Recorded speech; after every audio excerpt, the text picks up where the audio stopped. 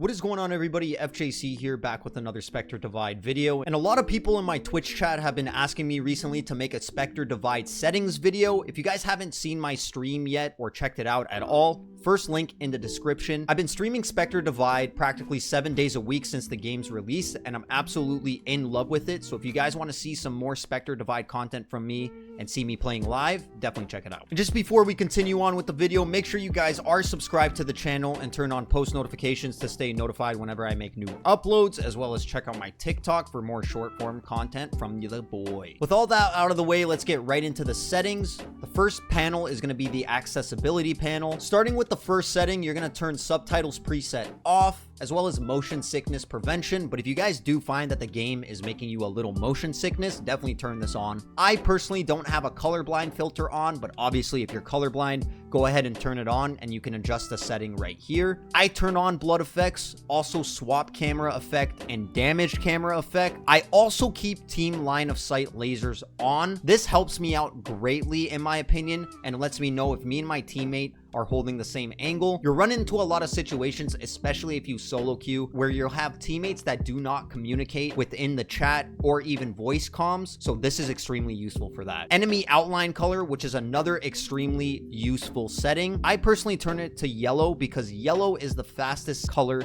that humans can see. I had it on purple as well, but if you guys want to put it on a custom color, you can go ahead and put it custom there and enter a custom color code. I just like setting it to yellow. Continuing on with language, English, subtitles off, and then subtitle size and names are on by default. This doesn't really matter because we turn subtitles off anyways. Now we're moving on to the general tab, which you're going to start out by setting your mouse sensitivity. I personally play at 400 DPI with 0.33 in game. You guys need to find what is most comfortable for you. It's going to be different for every single person, but if you guys want to use me as a reference, 100% you can do so. I do not touch the ADS mouse sensitivity multiplier. Invert y-axis should always be off unless you guys like inverted controls, which is just kind of crazy to me. 4K/8K polling mouse support is on. I do not believe my mouse supports it. I have a G Pro Wireless First Edition, so I don't think this really affects me, but if it does, try this out. It's a beta setting, so if you find that it's hindering your gameplay, definitely turn it off. The next setting that we're going to talk about is a very important setting in Spectre Divide. Not a lot of tactical shooters have this, but it's ADS recoil view behavior. So I personally keep it on centered, which means the camera will remain centered on the ADS crosshair. This setting has the least smooth camera movement, but keeps the ADS crosshair visually centered for most weapons. There's also follow hipfire and follow pattern. Follow hipfire, the view will match the movement pattern of hipfiring. This setting has the smoothest camera movement, but with the most ADS crosshair deviation. Follow pattern, the view will follow the overall recoil pattern of the weapon. This setting smooths view movement by allowing the ADS crosshair to deviate slightly from the center of your screen. So we're gonna set this to follow pattern just so I can show you guys what this does. So follow pattern will follow the pattern of the recoil. If we go back to general and do follow hipfire, you could see it follows the hipfire pattern. And then when I aim down sight, it also follows the pattern, but the camera itself doesn't move, only the weapon moves. Then we go to centered, which I personally prefer. And the camera, wherever your ADS crosshair is, that's where the weapon is going to go. So obviously you guys can figure out what works best for you. Personally, centered works best for me. Next, we're going to move on to ADS tracer display, which I want tracers on every single bullet. I find that tracers help me out a ton, whether I'm getting shot at or shooting at an enemy. I also keep the tracer intensity at the max. So this customizes the brightness of your weapon's tracers while aiming down sight. That way I can see the tracers as bright as they can. I also like having optic hit confirm on, so when set to on, the sides of the weapon optic will light up when a player hits a target. This provides additional hit feedback to the player beyond the world impact effects. Moving on to the minimap, I do keep rotation on and I center the minimap on the player. I'm just used to that and I find it works best for me. I know some OG Counter-Strike players like to turn minimap rotation sometimes and center minimap off, but that's what works best for me. Minimap size, I keep on 0.8. So I make it the minimum size, but I scale it to 0.85. You can see I like it a little zoomed out. I'm moving, man. I'm explaining here. But you can see 1.0 for me personally is very zoomed in. I like zooming it out just a tad to 0.85. I can see a little more. That's just me personally. If you guys don't like that, obviously fiddle around with it and you'll find what works best for you. Minimap shape, I like square. I find that I can see more on the minimap with it square, but if you guys like round, go ahead and make it round. And then minimap background, I keep at standard. I don't really want high contrast. I don't like the opacity or the background color of it at all, so I just keep it on standard. Network buffering, I keep on moderate. This is on by default. If you guys want to fiddle around with this, put it to minimum or maximum, you can go ahead and do so.